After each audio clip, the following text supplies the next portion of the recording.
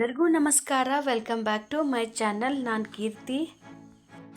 ಮತ್ತು ಇವತ್ತು ಏನು ರೆಸಿಪಿ ತೋರಿಸ್ತೀನಿ ಅಂದರೆ ಸಿಂಪಲ್ ಆಗಿರುವಂಥ ಒಂದು ಬಗರ್ ರೆಸಿಪಿ, ಅಂದರೆ ಸಾಬೂದೆನೆ ಒಗ್ಗರಣೆ ಅನ್ಬೋದು. ಇದು ತುಂಬಾ ಚೆನ್ನಾಗಿರುತ್ತೆ, ಉಪವಾಸಕ್ಕೆ ಬರುತ್ತಂಥೇಳಿ ಯಾವ ರೀತಿ ಮಾಡೋದು ಅಂತ ನಿಮಗೆ ತೋರಿಸ್ಕೊಡ್ತೀನಿ.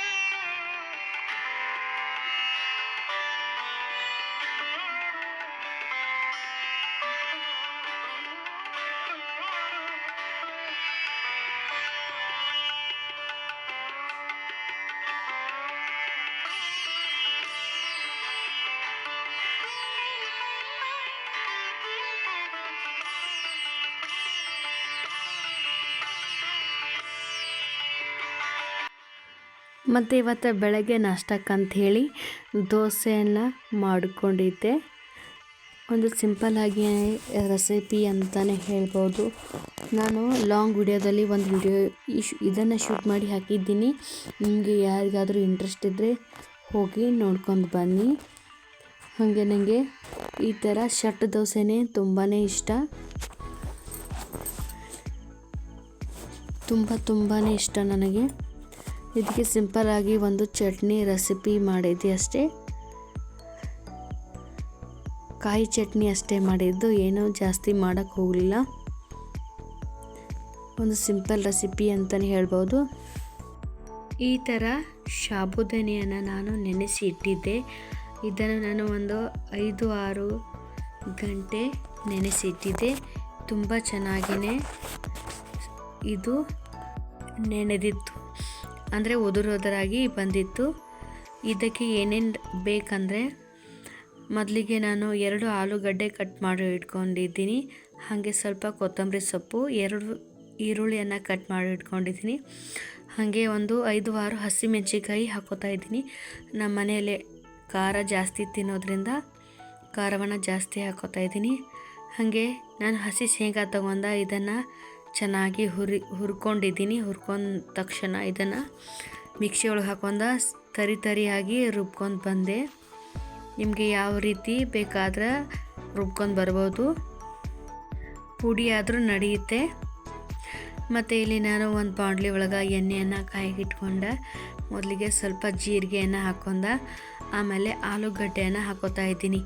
ಯಾಕೆ ಅಂದರೆ ಆಲೂಗಡ್ಡೆ ಮೊದಲೇ ಫ್ರೈ ಮಾಡಬೇಕು, ನೆಕ್ಸ್ಟ್ ಫ್ರೈ ಮಾಡಿದ್ರೆ ಅದು ಚೆನ್ನಾಗಿ ಬೇಯಲ್ಲ ಅಂಥೇಳಿ ಬಳೋತನ ಆಲೂಗಡ್ಡೆ ಫ್ರೈ ಮಾಡಿದ ತಕ್ಷಣ ಆಮೇಲೆ ಹಸಿಮೆಣಸಿನ್ಕಾಯಿನ ಹಾಕೋತಾ ಇದ್ದೆ.